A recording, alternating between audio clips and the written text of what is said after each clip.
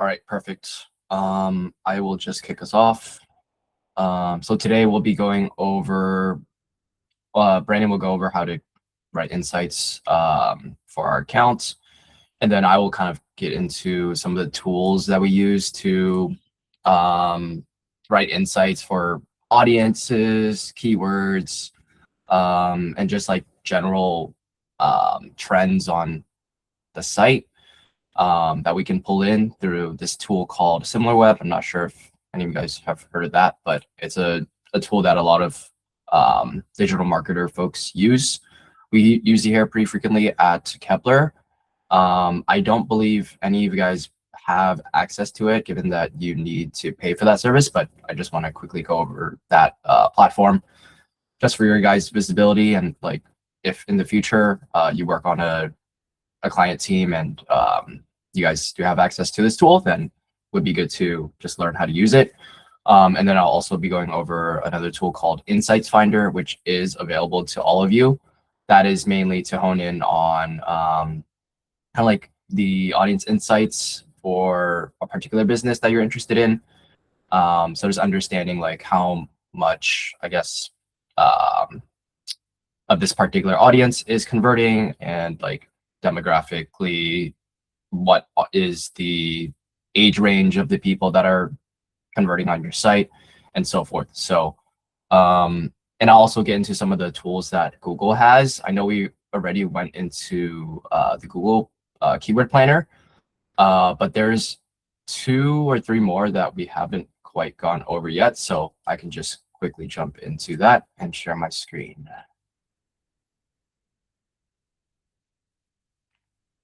Awesome.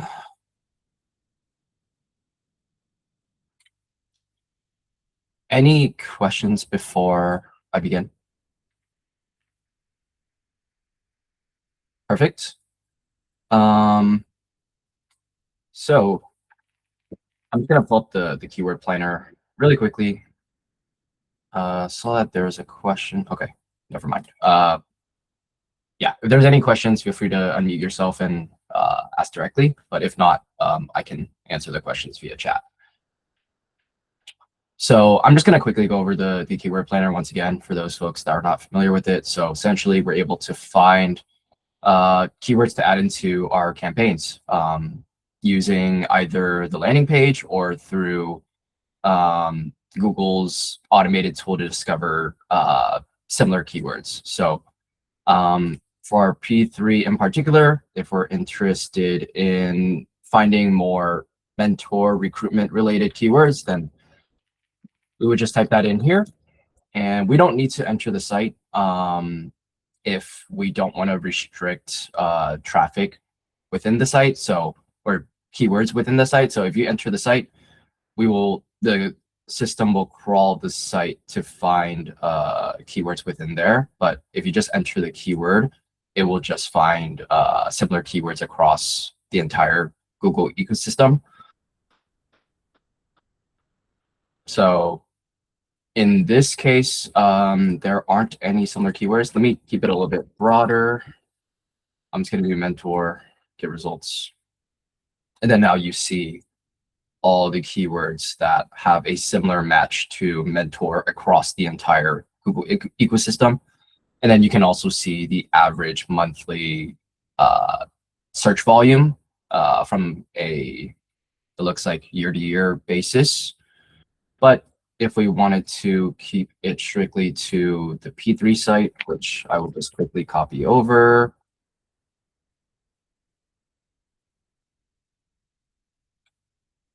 I'm just going to copy the front half, paste it there, and then now we can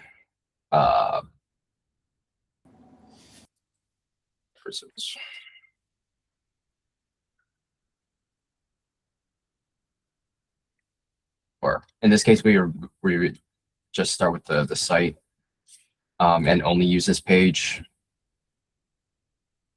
So now we can find average search volume, specifically coming from keywords within the P3 site. So that's just a high-level overview. Pretty self-explanatory tool, I would say. There's other features here that I haven't quite used, but you can play around with it. I mainly just stick with the keyword ideas and do my keyword analysis from this view. Moving over to the second tool, Performance Planner. I don't use this tool on a regular basis, I will say. I've worked on teams where we do use this tool. Essentially, we're able to forecast how much we plan to spend in the future based on the keywords that we're bidding on. So I think within this account, I can't create a plan, unfortunately, but essentially what you would do is, let's say you wanted to know how much you want to spend in total across all of your campaigns within June. You would just select that time frame, and you would select search, usually conversions, and then create. And then Google would be able to understand, just based on the keywords within your account and just conversion forecast volume within June, how much you would optimally spend within June to reach the amount of conversions you want to reach. And obviously you're able to adjust accordingly. So let's say next month, you know the amount of budgets you have for all of your campaigns. You can actually adjust the budget lower, and then it'll tell you exactly how many conversions you will drive next month based on the budget that you have allocated. So if you forecast higher budgets, conversion forecast will likely be higher. But if you know the amount of budgets that you have for next month, then it'll tell you exactly how many conversions you will drive. And that way, like if you're working with a client, you're able to report back on them and let them know that, hey, we have 10K to spend next month and we expect around 500 conversions, let's say. So if they want to drive more conversions than that, then they would have to allocate more budgets to their campaigns. But if they're fine with that, then just stick with the budget that they currently have allocated. So it's a really good tool to forecast performance and just understand how your campaigns will perform at a later time frame. And then Reach Planner is kind of similar to Performance Planner. We don't have access to this tool under this account, unfortunately, but with this tool, we're able to understand how much of our audience is being reached at the budget that we have allocated. So let's say to reach your audience in full, you would have to spend, let's say 50K, but you only have 10K allocated to this month. So it would tell you exactly how much of your audience is being reached given the budget that you have for a given time frame. I have used this tool maybe once or twice. I would say I don't use it frequently. I mainly just use the keyword planner to find new keywords to add into our accounts. But Performance Planner, as I mentioned, I have used it a few times within some various accounts that I've worked on to report back to clients on how we think performance will do at a later time frame. Any questions about any of these three tools?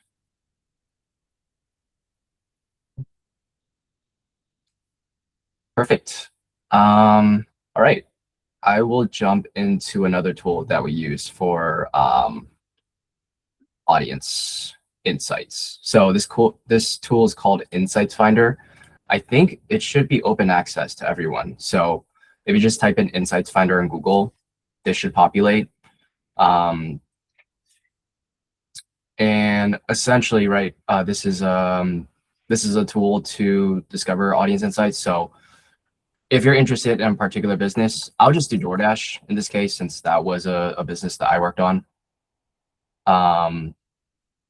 Essentially just type in the business, the location that you're interested in looking at insights for, and then the time frame. For now, we'll just stick with the last 30 days to get the most recent data. Demographics, all genders, unless you're interested in a particular gender, but in this case we aren't. Ages 18 and plus, given that anyone 18 and plus can order DoorDash. And then also you can type in audience segments that you're interested in, I guess, like honing in on. In this case, I'm just curious about all the audiences that is likely to convert to DoorDash. So I won't be typing any of those in. And then YouTube lineups, you don't have to worry about that if you're not looking at insights for a YouTube campaign. In this case, we'll just be interested in overall audience insights. And then more audience details, parental status, I'm just gonna do any. And then income, not interested in a particular income, just keep it broad for now. So I'll just click on find insights. And then from here in the overview tab, you'll essentially get a broad view of the demographics for the users that are likely to click/convert to DoorDash's business, their top interests, and then some of the audience groups that they're contained within. So I'll just break it down one by one. These are pretty self-explanatory. The one thing I wanted to hone in on is the audience insights at the bottom here. So something to take away from this is if DoorDash wanted to run a test for targeting just broad users in one campaign, and then for the second campaign, they wanted to hone in on higher intent users. So this is where we would kind of use that insight to target those folks. So once again, within Google Ads, you can target specific audiences. We added some within the P3 account that we think will be likely to convert. Currently, they're still in observation since we don't have that data to back up our analysis, but anecdotally, we think those are the highest intent users. But if you're a large business like DoorDash and you have the data to back up the rationale of targeting these users directly, then definitely I think running a test would be something that is plausible. So I'm just going to click into view all to see all the audiences. It looks like I'm not able to see all of the audience insights. These are mainly the largest potential reach ones, but I'll just click into composition. That way I can see all audience insights. So it's just going to be on this right side of my screen here. If you click on view all, and then I'm just going to filter for, let's see. Yeah, I'm just going to filter or sort it by share to understand which users are more likely to interact with our business. So in this case, value shoppers have the highest share and the highest index as well, and they are a relevant audience to DoorDash. So what the index essentially means is that this audience base is 0.6 times more likely to interact with us. I believe 1 times is like the baseline. So in this case, this one is just relative to our baseline audience is going to be pretty 1-to-1, but this one relative to our baseline audience has a higher likelihood of interacting with our business. So in this case, something that we can do, as I mentioned before, is target this audience directly, or we can put them on observation first, let the Google Ads platform collect data, and then from there, if we see strong results, we can target this audience base directly. So that kind of rationale applies to audiences below here as well. I will say, even though some of these do have a higher share and higher index relative to the baseline, they might not necessarily be the most applicable. So in this case, documentary and non-fiction TV fans. I don't have any back-end like DoorDash data, but just looking at this audience as a whole, doesn't seem like these users would interact with DoorDash more likely than a general user. That's definitely something that I can add into observation and look at performance on. Maybe I'm wrong, but it's always just good to look at them one by one and think to yourself, do you think this user will convert more likely than a normal person via DoorDash or not? So it's kind of just like picking and choosing and seeing which you think makes the most sense. So if I were to propose some of these audiences to add to observation to DoorDash's business, then I would definitely stick with the first one. I would likely forego these ones here since they don't seem the most relevant. Maybe hardcore gamers, as you can see here, like dog lovers, that wouldn't make sense as well. Maybe it does, maybe I'm wrong, but in my opinion, it doesn't make sense to add as a audience target. But yeah, we can definitely add those in as observation and see how they perform. Yeah. And then just moving down the list, you can see a lot of these are more applicable, but have a lower index and baseline, or not baseline, share compared to the rest of the audiences, but they are still, in my opinion, they have high intent. Like, for example, foodies is an audience that I think would definitely be beneficial to add. Fast food cravers. So anything that is closely related to the food industry business, in my opinion, would definitely be worth testing as an audience.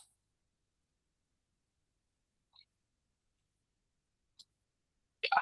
So this kind of just breaks down all the audiences.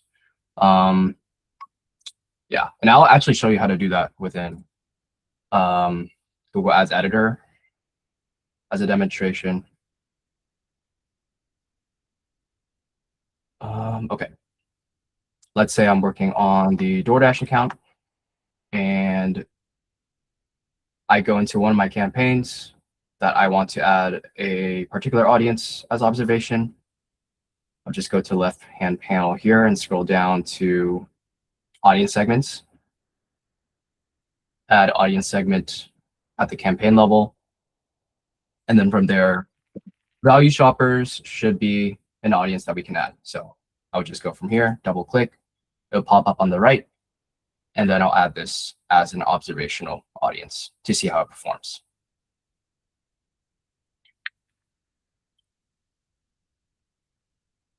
Awesome.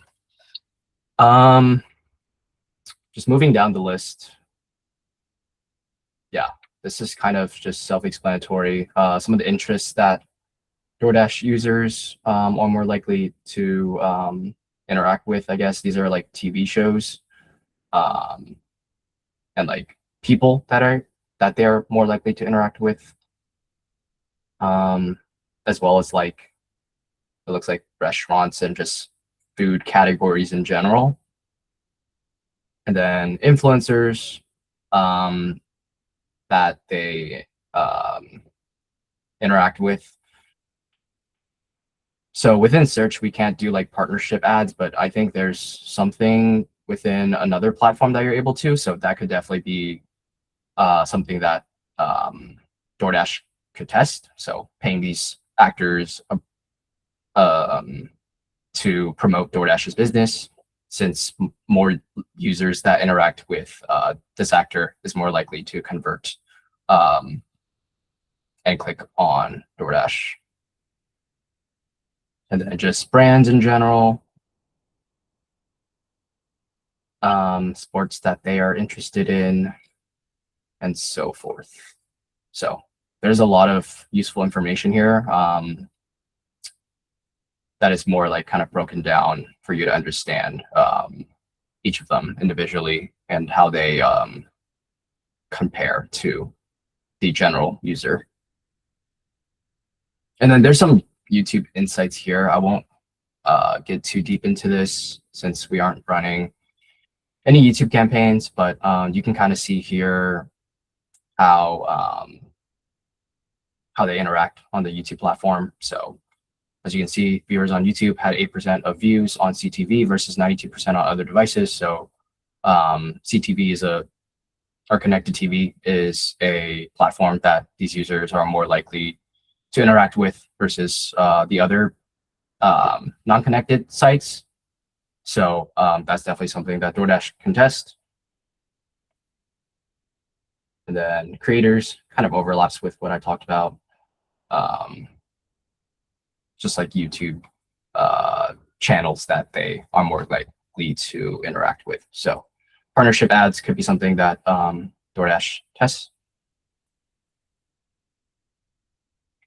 And then nothing substantial here.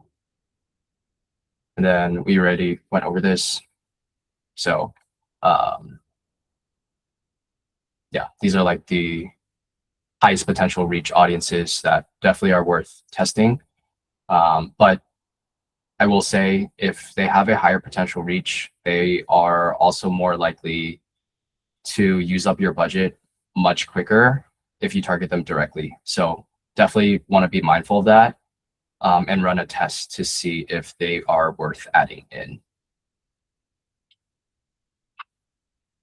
Yeah, and then search trends. I haven't really used this particular feature, so but definitely something you can look at. I think it's just looking at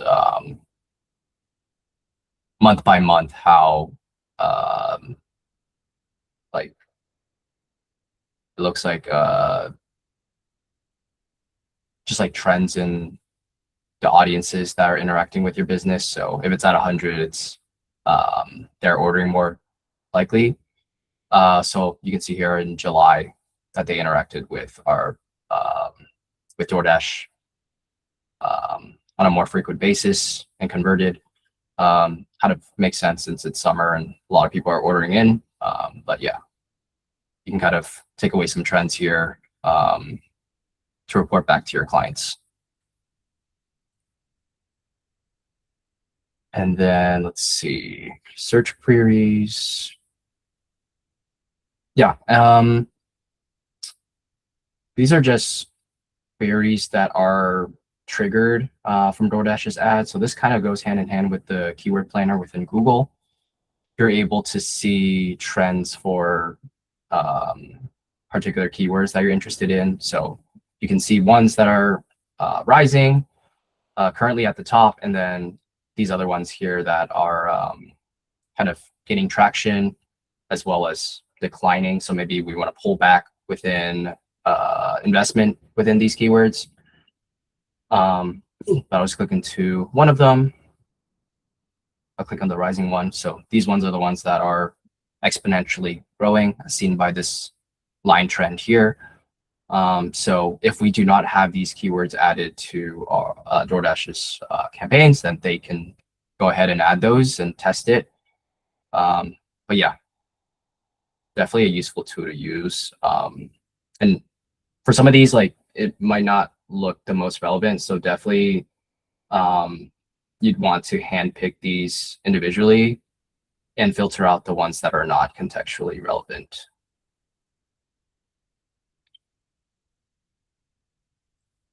And yeah, if you're interested in, this particularly only looks at March 2026, but if you wanted to look at trends for, let's say, February, like you can do that. And I assume some of these terms will change and reflect that information. Yeah, so some of these terms change. Some of them remained here, but I believe the numbers change on the monthly search ad opportunities. But yeah, if you want to look at specific timeframes, you can use this filtering system here. And then lastly, before I close this off, just want to show you how to conduct a competitor audience analysis or overlap between similar businesses. So one of DoorDash's main competitors is Uber Eats. So what we can do is we can add DoorDash as the baseline audience, essentially the first competitor we want to look at. And then we can add in Uber Eats here and kind of look at how they are positioning their audience strategy, or like the type of users they are also reaching, and seeing if there's any overlap between the two businesses. So starting off in the overview tab again, let's see, I don't think anything has changed here, but the main thing that I would typically look at is the composition tab. From here, you can kind of see, indicated by the yellow, that Uber Eats also has a similar audience space that is more likely to interact with their business. So my conclusion was, I guess, right, because this does seem like a relevant audience. But these other ones here seems only pertaining to DoorDash. If you see here that two similar businesses have the same audience that is more likely to convert, then that is definitely an extra layer of analysis that you can provide and share with your clients. That way you can convince them to run a test with this audience. So as you can see here, I had also called out that like anyone that's in the food industry is more likely to interact with our business or with DoorDash's business. So foodies here, once again, very high market share for those users, as well as fast food cravers, and just some other ones here that you can look at.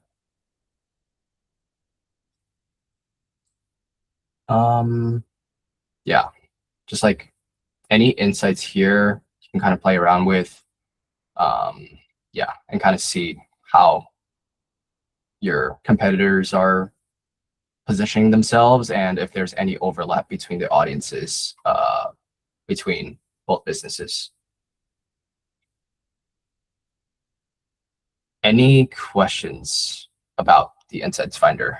I can definitely link this tool in our Slack channel if no one is able to find it, but yeah, definitely a useful tool to use to look at some of the audience insights.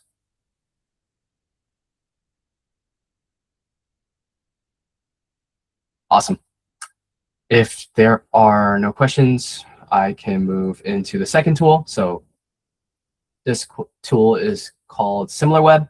I don't believe you guys are able to gain access to this, or at least like all the features that I have. I think you can sign up for a free membership, but you'll likely only be limited to a few of these, unfortunately. But I'll just kind of show you how to use this tool and kind of how I applied it on some of the client accounts that I've worked on. So I'm just going to start off here on the main screen. So you can kind of click through some of the solutions that they have. So if I'm just interested in a particular business's website, I would just stay on the web part. But you can kind of click into each of these. If you're interested in, for example, their app, you can do that as well, but we'll just be mainly looking at their website in this scenario.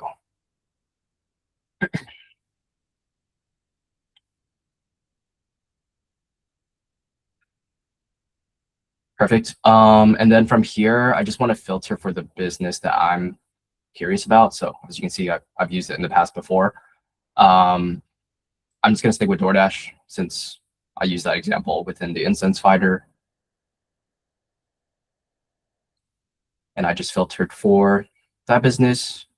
And now we can actually look at keywords here as well. I'm just going to zoom in for everyone to see.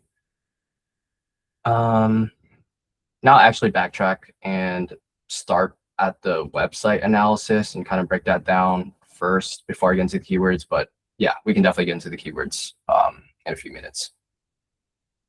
Just starting at the top, looking at their website, we can kind of see the traffic coming from, for example, their different devices. So it looks like it's heavily skewed towards mobile. Their global rank in the, I think this is maybe just across all businesses, country rank, and then industry rank. So across just the food and delivery business, they are ranked #1. So that is very good for them. Looks like they are, according to SimilarWeb, above Uber Eats. And then you can kind of see here the amount of users visiting their website on a monthly cadence, as well as the amount of unique users. So seeing here that almost half of the users visiting the site each month are unique users, which is good. It looks like around 38 million are returning users. So it's pretty split 50-50 across unique and returning users. So that's definitely something you can take back and run some tests on. So as we had visited during our campaign build for P3, like just targeting new users or focusing on new and returning users. So that's definitely a lever that we can run a test on if we're working on the DoorDash account. And then this is, I think, just users that are using both desktop and mobile to interact with DoorDash. So seems to be a lot of users using both devices. And then how much time they spend on the site. It looks like around 7 minutes. They visit around 5 pages per session.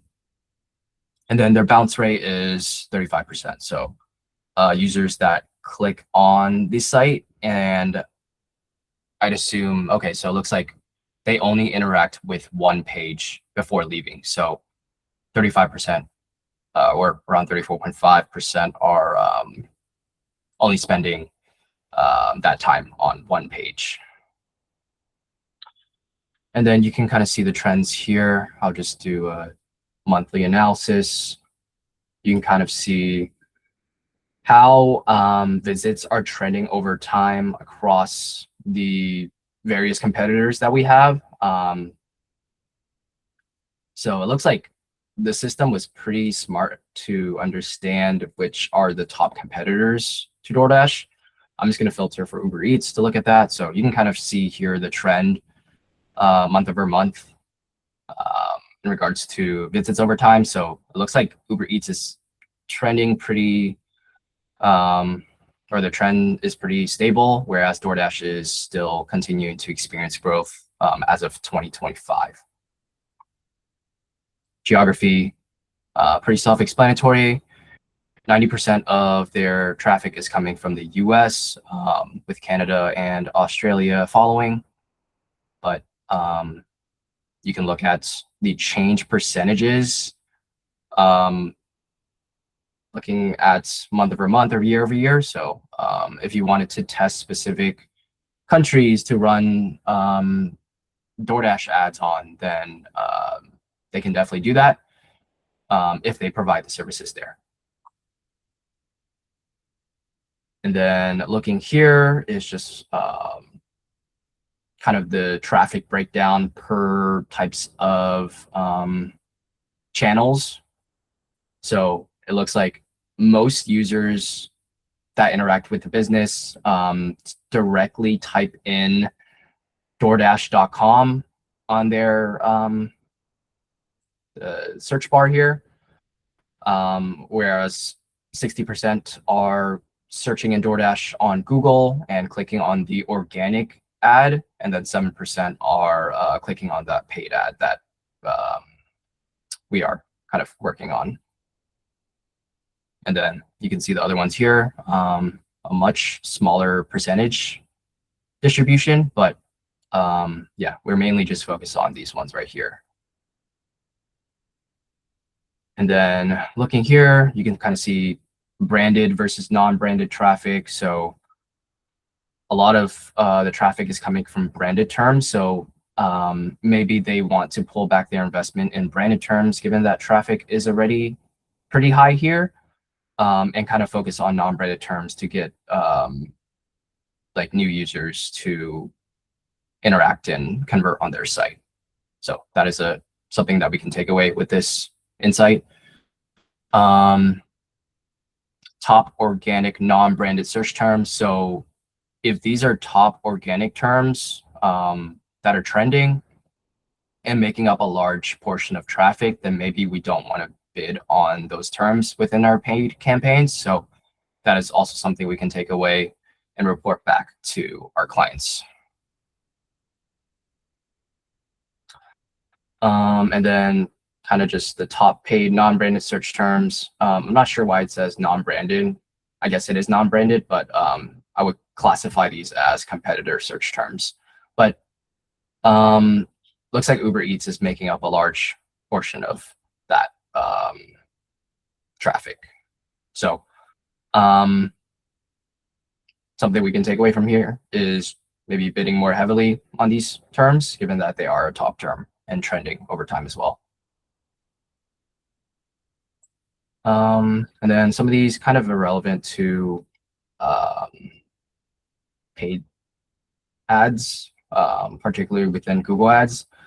So I won't go over these, but definitely something you can look at if you were working across YouTube, Facebook, Reddit, etc.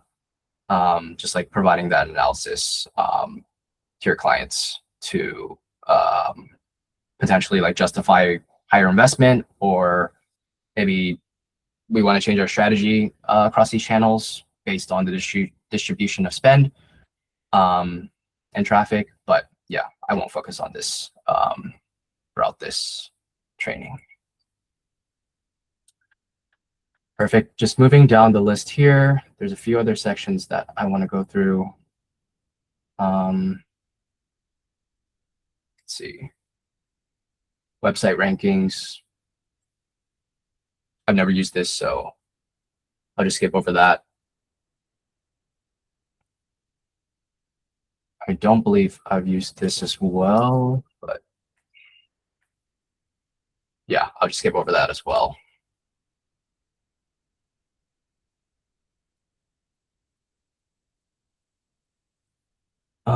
Search tracking. Let's see.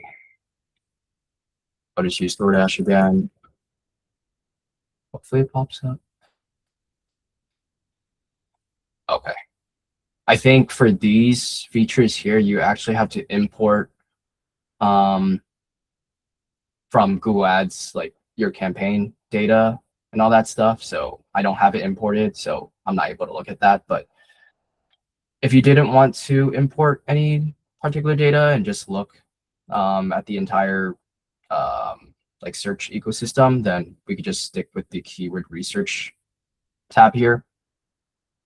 And once again, we'll focus on DoorDash and kind of see the distribution of keyword performance. So you can kind of see here, as we went over, like a lot of their traffic is coming from organic, but paid traffic is trending higher, which is good.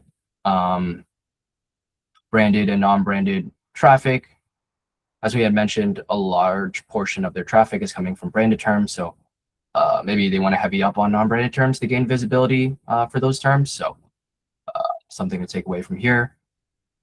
And then these stuff I don't typically look at, but you definitely can. And let's see, this here as well, I think, let's see. Whoops, I accidentally clicked on that. Yeah, I don't typically look at this as well, so I'm not exactly sure. I don't want to provide misinformation on what this is.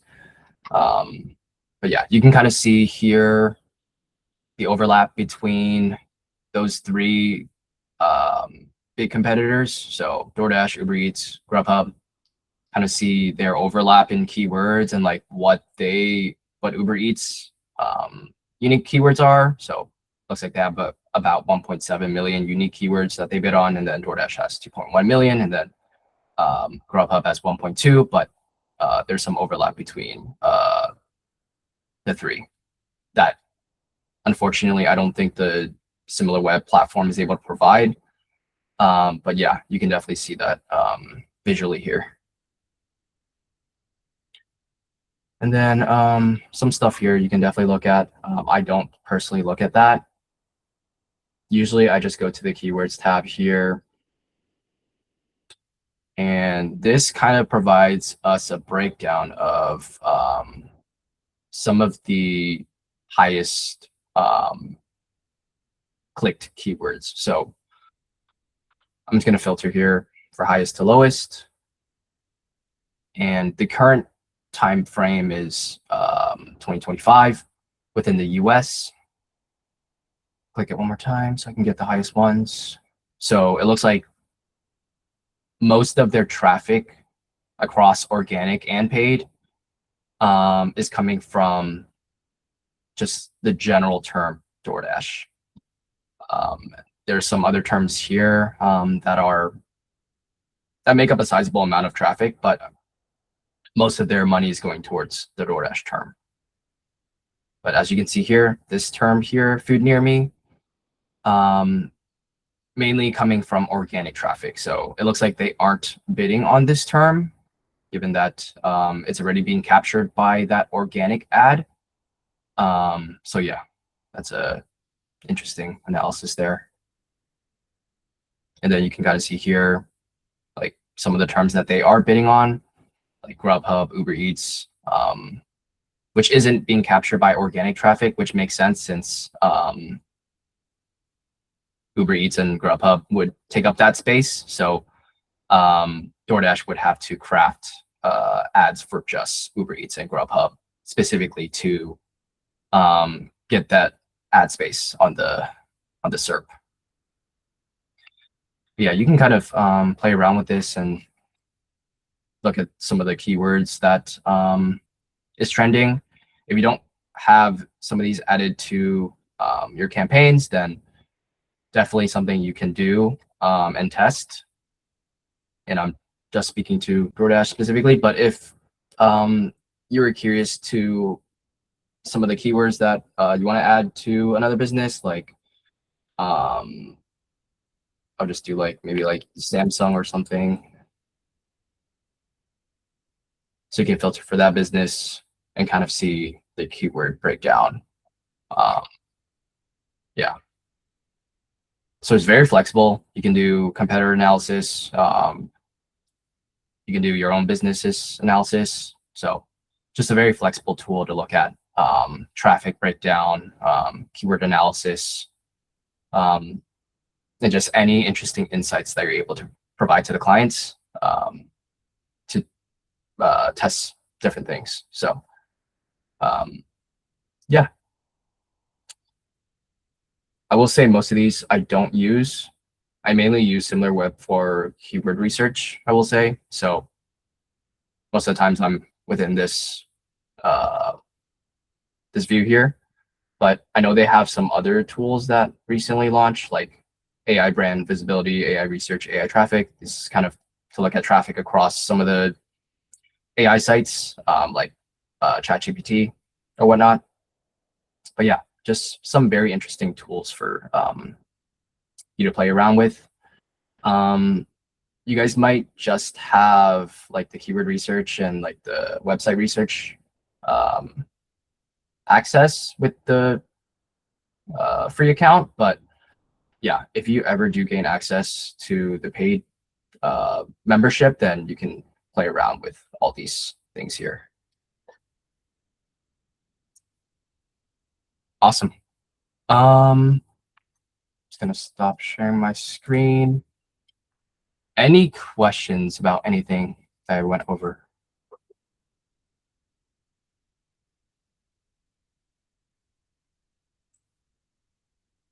Awesome. Yeah, if there are any questions, like feel free to ask in the chat or just like Slack me. Yeah, but those are the main tools that I use on the client accounts that I work on. Obviously, like we can look at trends from the Google Ads view and just look at like click-through rates and conversion rates and whatnot. But I think if you wanted to look at it from a industry perspective or just like a broader view, using some of these tools would be more useful to provide some interesting analysis to the clients.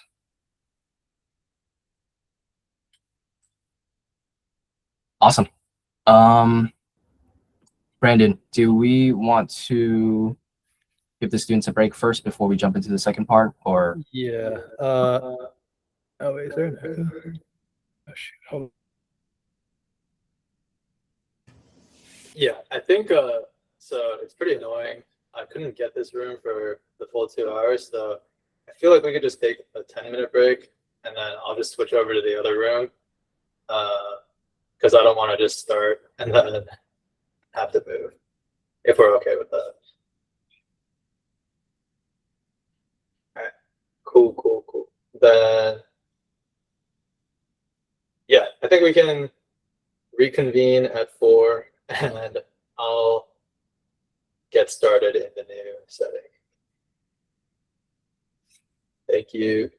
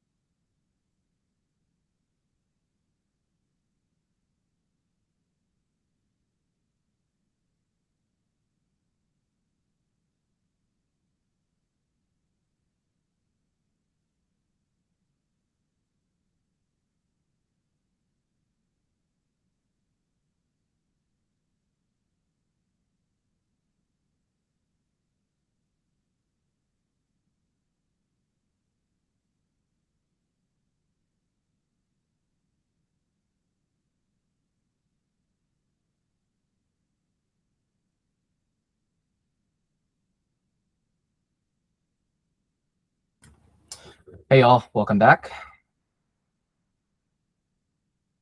Just give it a minute or so, and then we can get started with the next activity.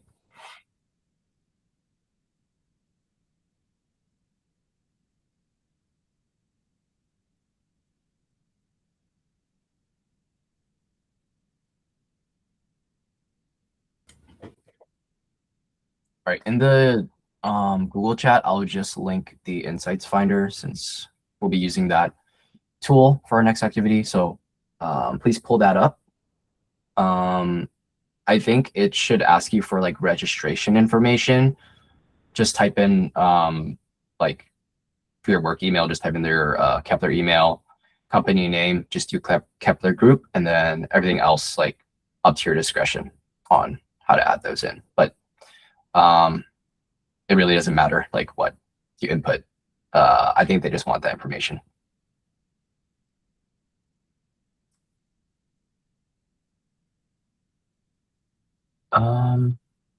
Kevin, you had said that it doesn't work for you. Okay. Let's see. Hopefully this works. Hey guys, try that link. Let me know if that works.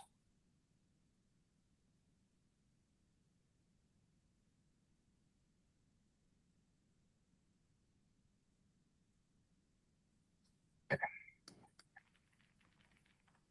I'll try to find another link for that.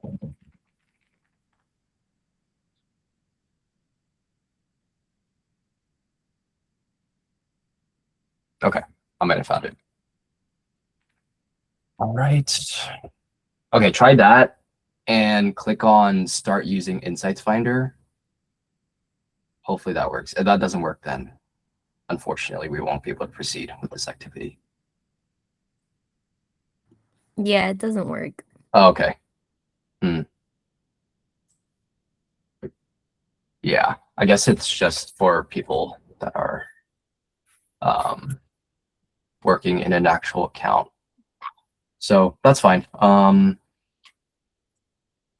Yeah. Brandon, I think we could just move on to the next activity then.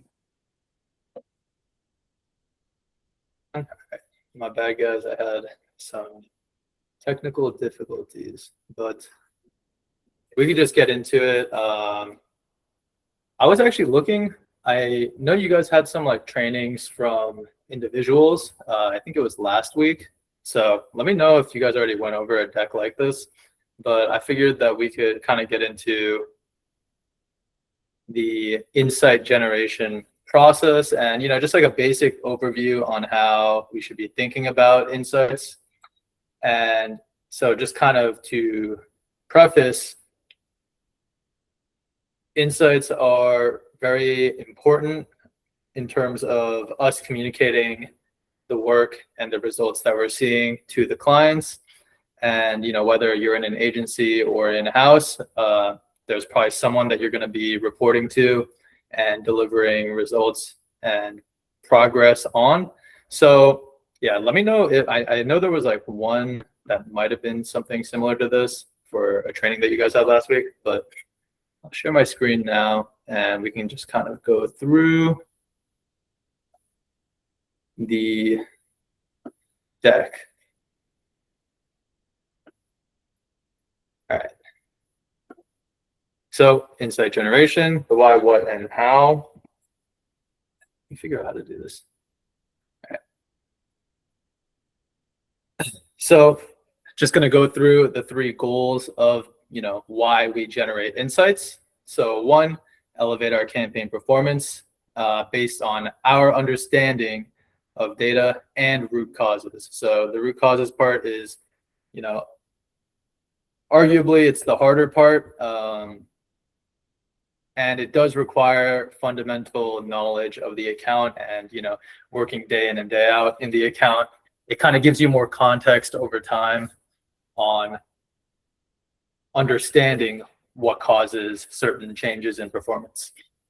Next one is underscoring the importance and impact of, well, in our case, it would just be whatever, you know, account. I guess it'd be P3 for us. So Kepler's work or Kepler U's work on P3's overarching business goals. So again, that's kind of making sure we're tying back to what the client's goals are and what their needs are, and making sure that the things that we're doing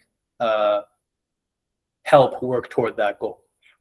And the last one is be a trusted, insightful advisor to clients. And, ultimately, the client is paying for our services, and they expect us to, be able to not just manage the account, but break down the results that we're seeing into, easily understandable chunks of information. All right. So hopefully, by the end of today's training, we'll be able to have a better idea at writing impactful insights by keeping general, like it says here, like a framework in mind, and understanding what an insight is and how it should be written up. And I'm not too sure how in depth everyone went. I think there was a training on this as well, but definitely being familiar with common metrics is going to be very, very important, and understanding how they work. I did want to make, so I'm still going to work on this. I didn't have time to today or for today's lesson, but I wanted to make a sort of, basic diagram of common marketing metrics. So for example, impressions, clicks, let's say revenue, ROAS, kind of outline some ways where we can expect changes in one metric to impact others. I think that'll give everyone a better and stronger idea on how certain metrics tie into the performance of other ones, and how a lot of the things that we see are all connected with each other in one way or another. All right. So let me just get this whole thing out. Honestly, I'm just gonna go into what an insight is. So it's information derived from analyzing data. And this isn't just a matter of, I want to really emphasize the part where it says like analyzing data. We really want to make sure that beyond what the data shows, we can explain and give more detail into the things that we're seeing and the performance that the account is driving. So a meaningful pattern, trend, correlation, or relationship that helps us draw conclusions about our efforts. And like I was just saying, an insight is not just an observation. So it's not just saying, we spent $10,000 last month and got 10 leads. It's going deeper and explaining what exactly was done and how that impacted the results or the account to ultimately bring us the results. And yeah, it's definitely the foundation for how we decide or for how we make informed decisions for our clients. So again, this kind of just reiterates, but observations are things that, are objectively just laid out for you. Kind of just like reading out metrics, things like that. And insights are that deeper interpretation and deeper analysis on how these metrics work together. So again, kind of just another reiteration. So I'll just move past this slide. So yeah, that is where, and yeah, like an agency is at the end of the day kind of just like a marketing consultant. And so when they pay us to, manage the account and also provide information to them, a lot of our work should surround being able to gain a deep understanding of the data that's being shown and making sense of it for the client to understand easily. Okay. I'm actually going to skip this one too. So this kind of just goes over what an insight is and like what kind of questions we think we wanted to answer. So I'll just go down the line, starting with what happened, and are these results directionally good or bad or expected? So I'd say a lot of this portion is a lot of the observation part. So an insight definitely has the observation and the analysis. And, what happened and are they good or bad is more so a lot more, it can be a lot more objective and pertaining to what we directly observe. Now, these bottom portions of why do we think it happened, what problem or opportunity does it present, and what's at stake, that's really where the value, we can show our value and really shine by taking, our expertise on the account and the program and understanding, or having all that context of the account lets us really answer these questions. Why do we think it happened? I mean, it could be, it's our job to understand, was it something that we changed in the account? Was it a new initiative, a new product, or even something on the macroeconomic level, right? Given that there's, a lot of changes that can happen outside of our control as well. And yeah, really getting into the specifics behind the information that's just readily in front of us. And even especially this last part, the what do we recommend? This is, again, another opportunity for us to kind of show off our expertise and our knowledge of the account, as well as how to navigate certain results. So for example, if there's, let's just say, poor performance and we're able to recommend something that we believe would steer us in a better direction, that's a great opportunity to show the client that, we're an expert.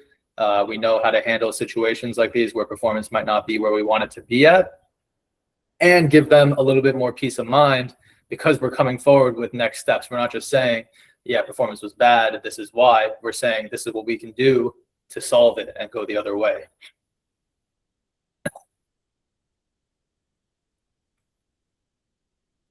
Oops, I missed this one. But will this trend continue? That's kind of the same thing. Let's say performance is bad.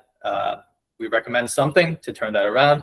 On the other side, if performance is really strong, taking or using takeaways from what we've done so far to get to that point to make sure that we continue producing strong results. All right, so going into the structure of an insight. First part, the observation made, what caused the observation, and then the takeaway. And I do want to say,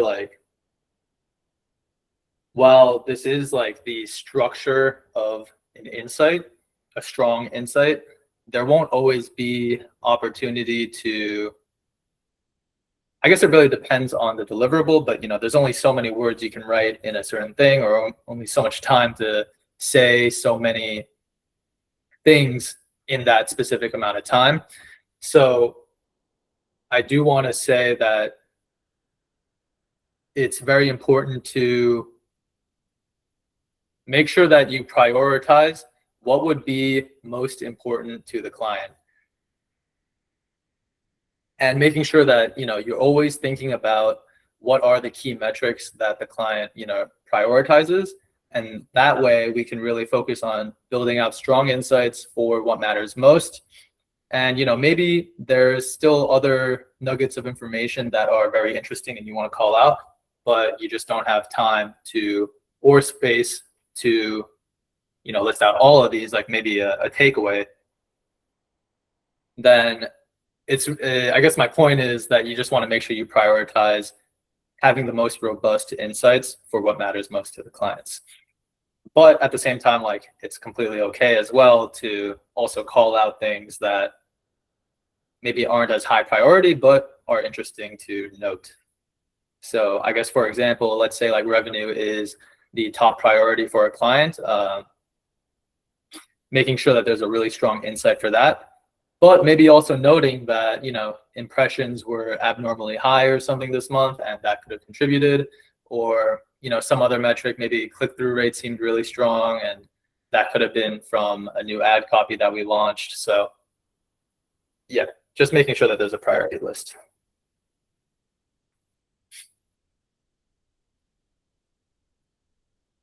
I don't even know what these images are. All right, but yeah, this is kind of what I was just saying, where good insights can take many forms. They're tailored to your audience and adjusted to align with the goal of each report or meeting. So I'd say there's two things that are important to contextualize when you're drawing up insights. One is, what's important to the client and who the client is, as well as what's the purpose of this meeting.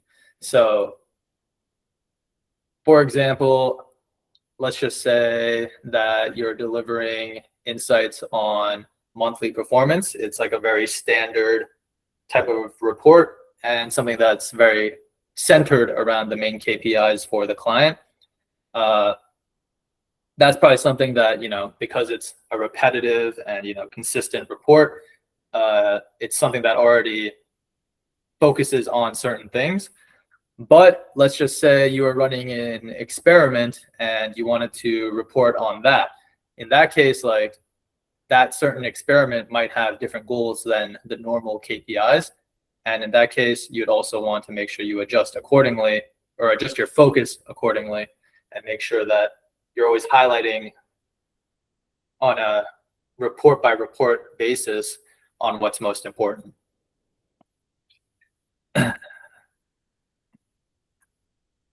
So this is another slide, just considering who your audience is and how the way you write things might want to be different based on who you're talking to.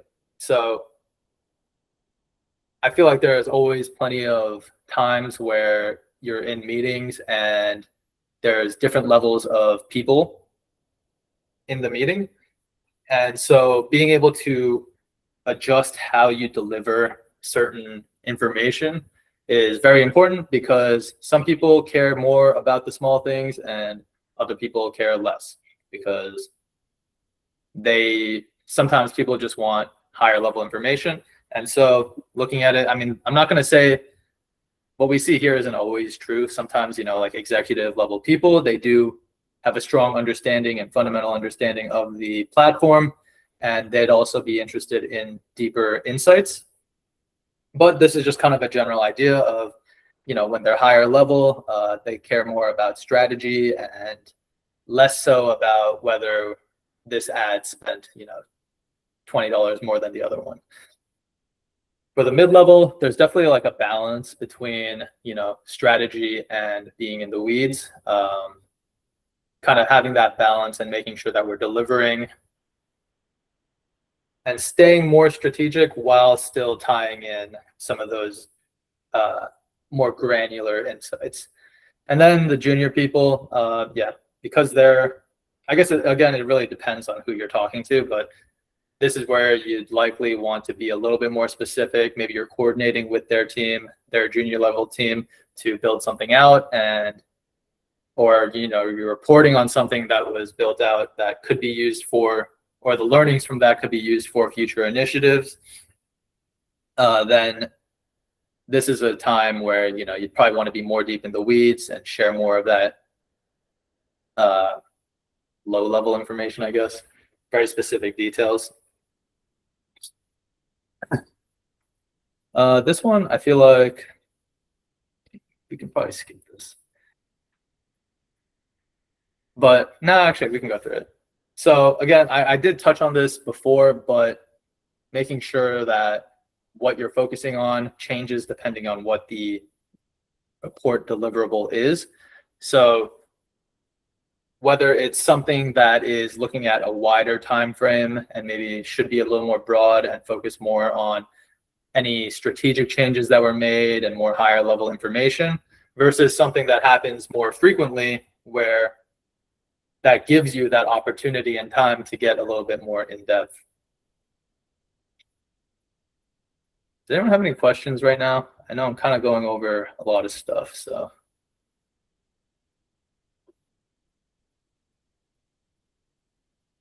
All right, perfect. All good so far. Nice, thank you.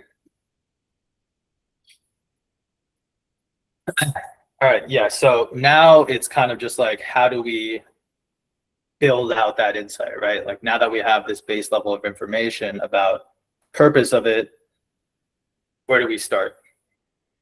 And a big thing is to first contextualize and understand what the client's main KPIs are.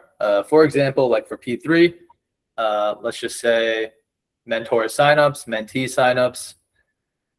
We'll just keep it at those two for the sake of the example, but those two are the most important metrics.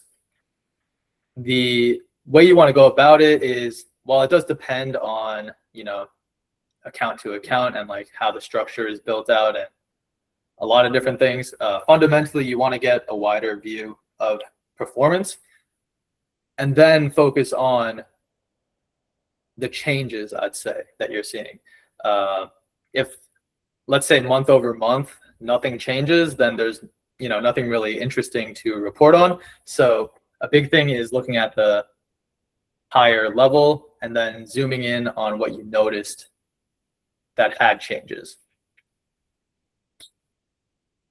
And I guess it shows that right here, like what was the overall conversion total, and then which campaign had the biggest change in conversions. That way it's a difference in the account month over month that we can really focus on and start to analyze.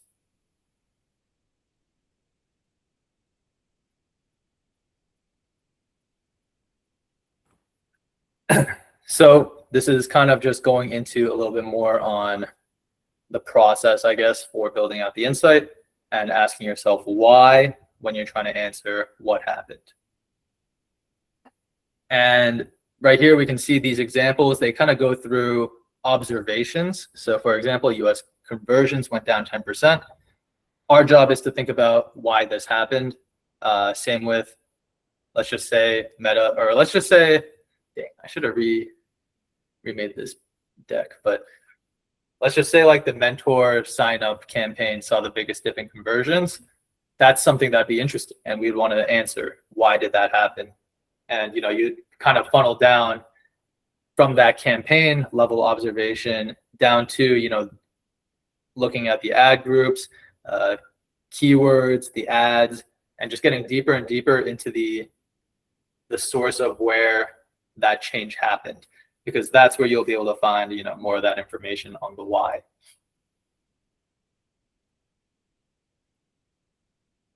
So there's an insight example here. It says conversions decreased 10% week over week, which is an observation. Result of heightened competition in Meta during Q4 holiday seasons, with CPCs raising by 14% week over week.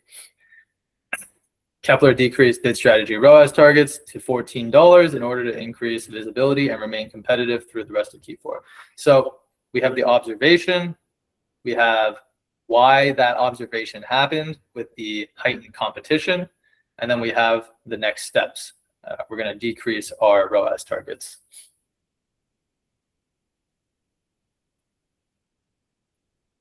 Yeah, we're going to ignore no Gemini for now. Honestly, like, yeah. Moving on, insight, tone, and structure. So this section is going to be a lot on like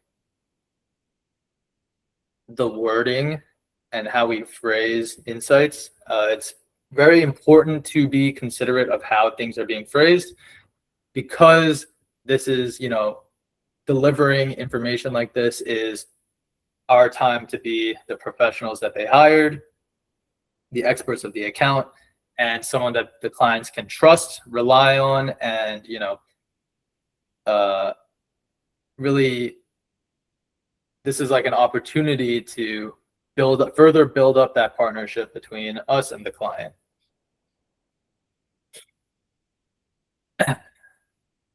So when we're deriving trends from data, we are using our best judgment to find causes and next steps.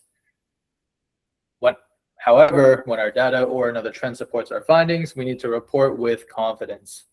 So yeah, definitely, I'd say the number one thing is delivering information with confidence. Whether it's good or bad, confidence is something that the client takes, and it's a way for us to make sure that whether something is let's say if something is bad, that we have a plan to hopefully turn things around. And when you're confident about it, the client has more trust in what you're saying.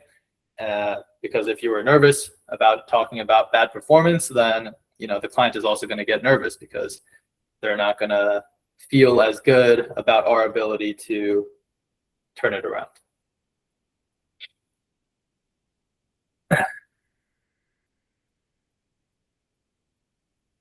Yeah, okay, I'm just looking at this. I guess it's hard to trying to think of the best way to word this, because I feel like I wish I had examples that I came up with.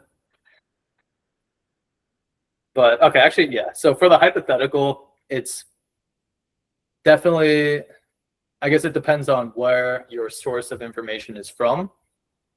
So like, for example, if this is really rare, I'm going to say like it probably never gets brought up, but just to make it a clear example, if we were to bring up some sort of macroeconomic change that happened, outside of our control, there's nothing that we don't have access to data that would directly support that. So we'd definitely be a little bit more speculative in how we deliver that type of information.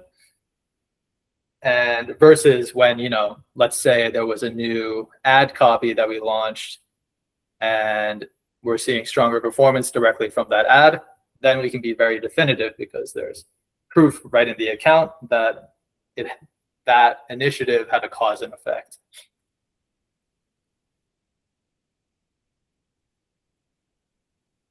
All right, this is another thing. It's there's definitely a lot in here, like on, I guess, like condensing and being more firm about the information that you're delivering. So yeah, it's saying to strengthen your insights, replace the following weak verbs with words that more specifically describe what occurred. And so just going through the examples, instead of saying the creative had a difficult time, saying the creative struggled. Performance became 20% more efficient. Performance efficiency grew 20%. It's pretty nuanced.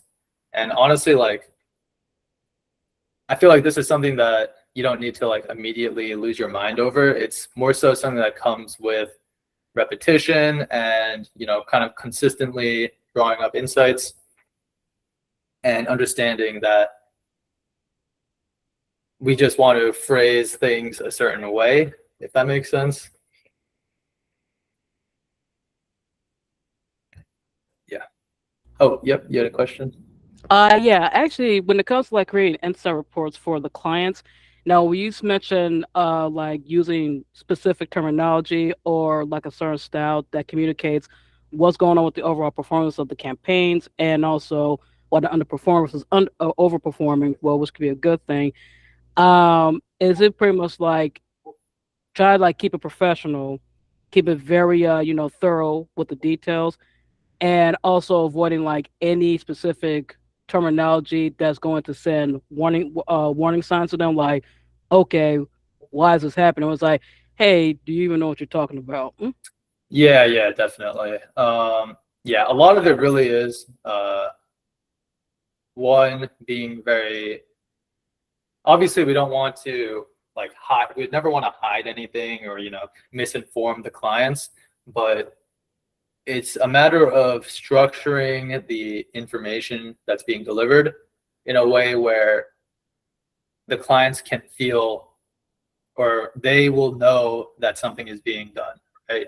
Like, let's just say we're looking at things in a negative light and, performance is bad. What we don't want to do is just say, like, oh, everything is terrible and like, we don't know what to do.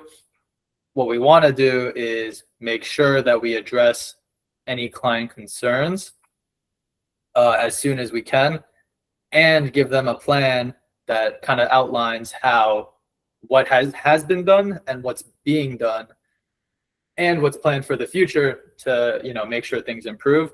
And that way the client can see, we're on top of it, we know what's happening, we have a plan, and we have initiative, which is all very important and helps them stay a little cooler about the situation. But yeah, definitely like how a lot of client delivery is just making sure that you don't make them nervous about anything. Thank you so much. Yeah, thank you.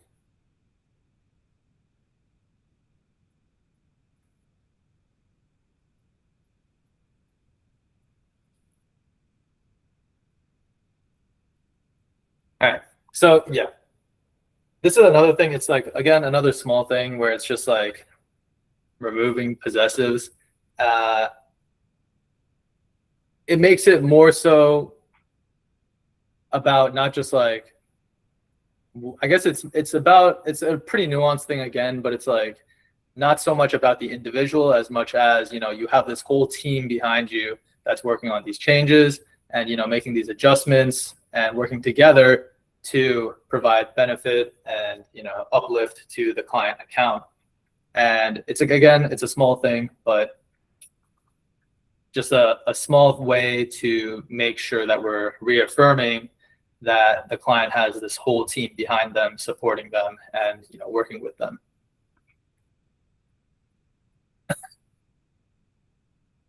And yeah, another thing is just getting rid of filler words. It does involve a lot of like shuffling words around, and it definitely takes time, like I mentioned, to get used to this type of writing. But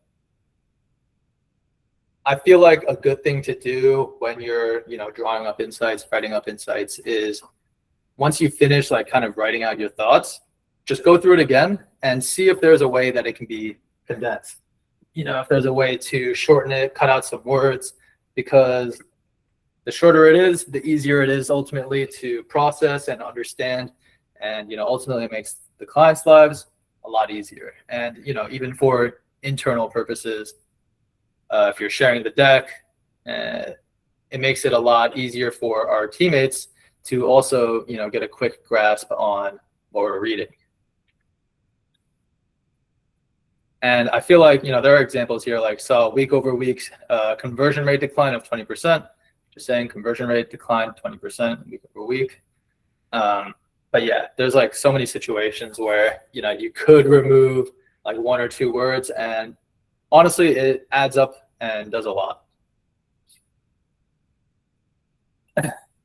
Using the active voice. This is, again, another important thing. I think using the active voice is pretty beneficial, especially when performance is going really well. An example of that is like, instead of say, I think it's a good opportunity to give credit to us, the people that are working on the account. So just as an example, like, let's say P3 is doing really well or something. We don't necessarily want to say that the Google Ads account is doing well. It's like, we want to make sure that we're framing it in a way where we get credit so that they know that, our work had that impact.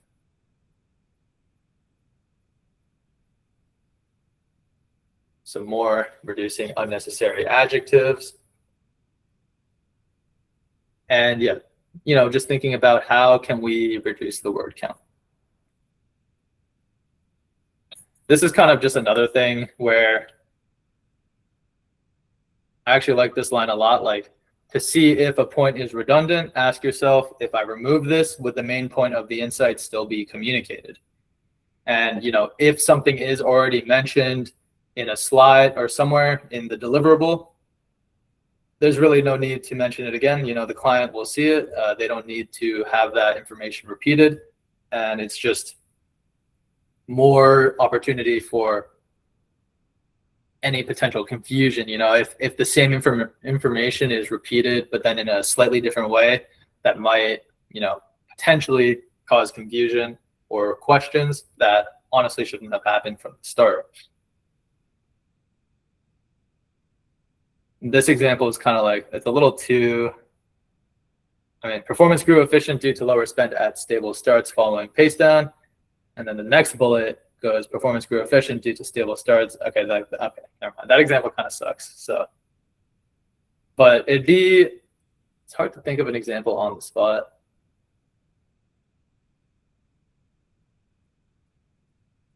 So I'll come back to that and see if I can think of something. This is another thing. A lot of times we'll be looking at change. That's a very common, theme. Looking at how things change over time is kind of our way of making sure things are improving or not improving or getting worse.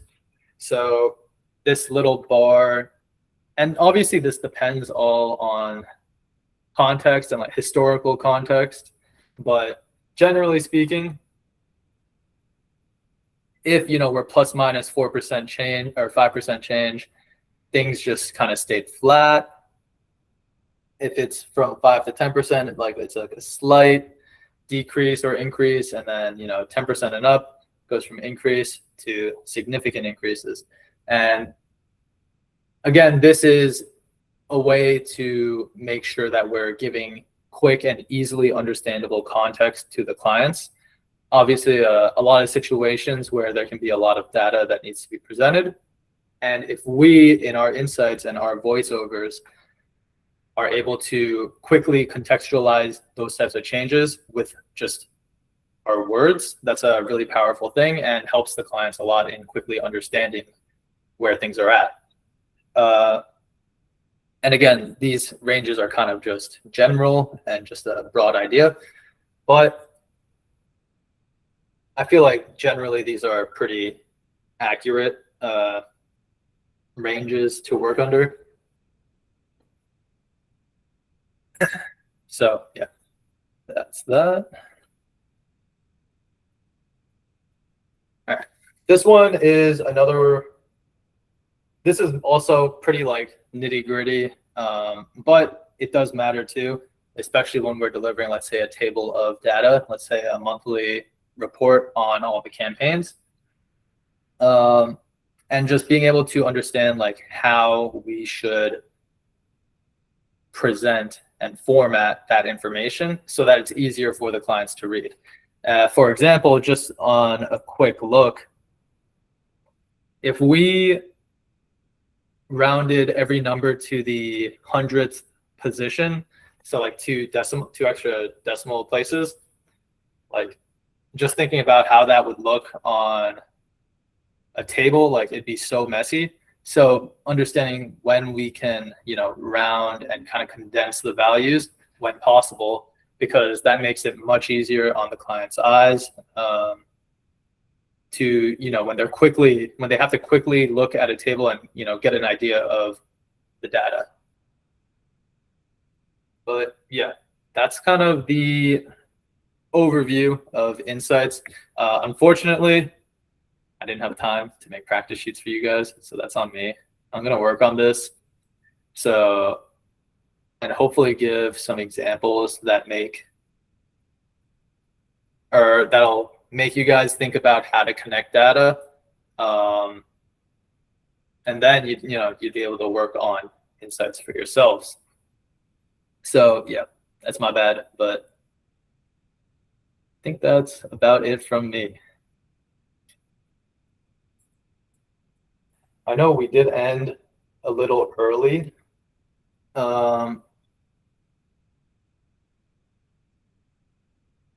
Jason, I don't know if you have anything to add. I think that was it. Yeah. Oh. I'm trying to see if... Yeah, I did want to just ask you guys generally, did you get a chance, let's say like Justin or anyone else, like did they go over,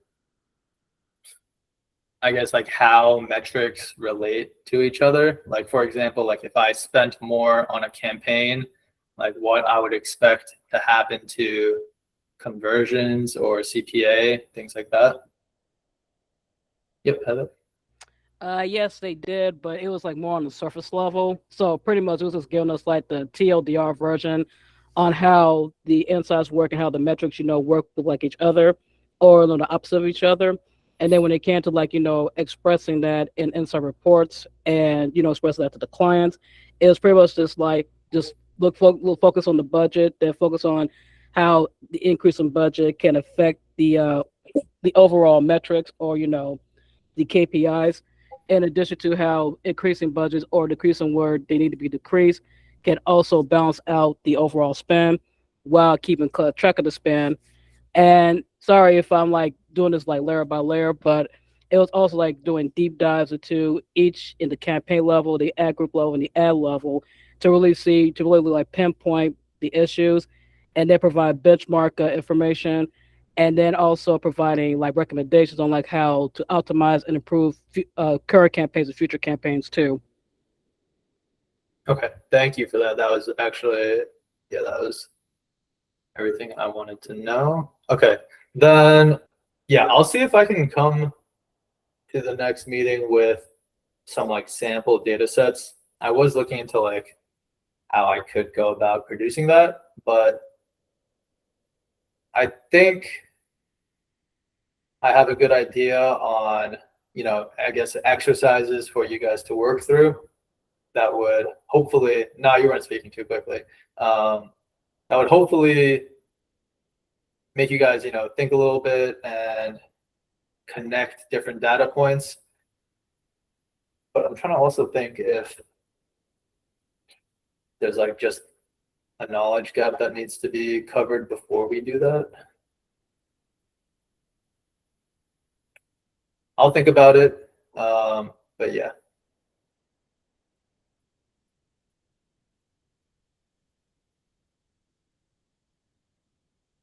I think we're in a good spot though. Oh, yep, Leah. So I saw Jessica mention it in the chat. I'm sorry if it was already covered, but like, will we be doing a report at the end? Like, will we be presenting to P3 at all during Kepler? Yeah, there will be one, and we should definitely go over that. There's still been, so Jason and I will definitely follow up on that aspect. I think a big challenge that we're currently seeing is just, we've been bringing this up since we started, but just the pure lack of volume makes building out, a certain deliverable a little different than we might need to normally make it.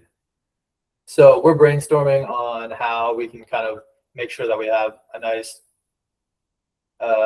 structure for the deliverable to present to the clients. And definitely, yeah, maybe tomorrow we can talk about that. That way we can go into next week, feeling good about where we're at. Okay, thank you. And I know you guys have like mentioned, our campaigns aren't fully live yet. We're still building them out. Is there a date where we are gonna like officially launch everything? There's really only one everything is launched except for one campaign, and that one's just waiting on the client. Unfortunately, we haven't heard from them in a little over a week, so definitely we did bump them, but hopefully we get a response back on that soon. But 4 out of 5 of our campaigns are currently live. It's just that they're having a tough time generating volume, but we'll go into that more. Okay, I got it. I didn't realize that they were live. So the volume is like we're not getting any impressions on those 4 campaigns that are currently active. Yeah, it's tough. Okay. I feel like it's even worse than, so this is like a Google Ads brand account. So from what I've read, it's a little tougher for them to, get volume and spend, maybe because Google is, comping the ad spend. But another layer on top of that also makes it maybe even more difficult for us is that the client has their own ads agency as well. So we do need more clarity from the clients, but it's possible that they are running campaigns in similar auctions as us. And that would definitely lead to our ads being deprioritized against their paid ones. So we'll need more information on that, but just wanted to give a reason as to why we might be getting like an insanely low amount of volume.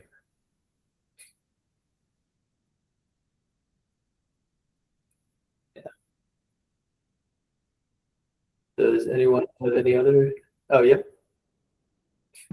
Hi, I just wanted to ask if we're gonna cover GA4 during this program. I believe it's not stated in the general agenda, but I'm not sure. I think it's really important for us as well, because I don't have any like understanding of that, but I believe it's connected with Google Ads in general. So maybe just some sort of understanding of that. Yeah, no, it's a very good point. I feel like definitely it's very good information to have, and it gives a lot of, beyond just like conversion data, it gives a lot of web traffic insights, which are very useful too. So I don't think we currently have anything for GA4. I think it's because because of the fact that, I mean, Jason, have you worked on an account that gave you GA4 access? I have. Unfortunately, I don't think I'd be able to share any of that data with you guys, and I'm not exactly sure how we can walk through GA4 if we don't have the P3 account connected to it. So I think what we can do is ask the clients if they're able to grant us access to that. If not, then we likely would not be able to cover it. Maybe we can like go through like some documentation online to see if there's any, or like any trainings for you guys. But I think that would probably be the best compromise here.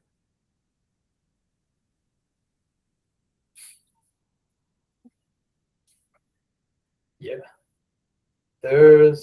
but yeah, it's definitely a good point. Thanks for bringing that up. GA4 can be a pretty good tool. I feel like in my current team, it's not really a thing for us, but we have a very unique and complex process for all of that. So that's why. But I think generally speaking, yeah, we'll definitely look into that.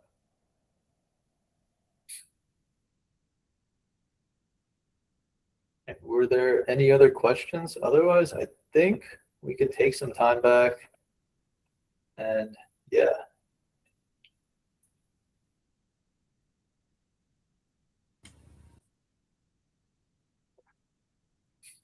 All right.